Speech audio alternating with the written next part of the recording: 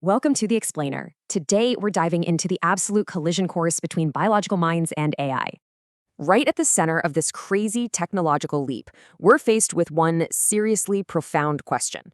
Experts are totally divided. Are large language models literally waking up, or is biology strictly required? That brings up substrate dependence. Does the actual physical stuff a mind is built on even matter?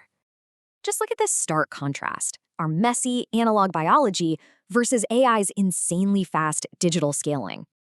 But what if intelligence just depends on who's looking? Polycomputing says computation relies entirely on the observer.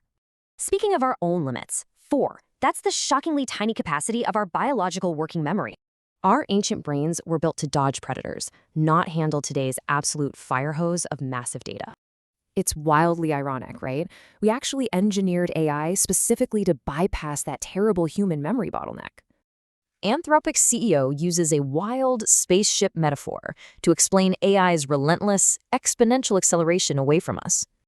It's moving so incredibly fast that AI is essentially experiencing a highly compressed, fast-forwarded reality.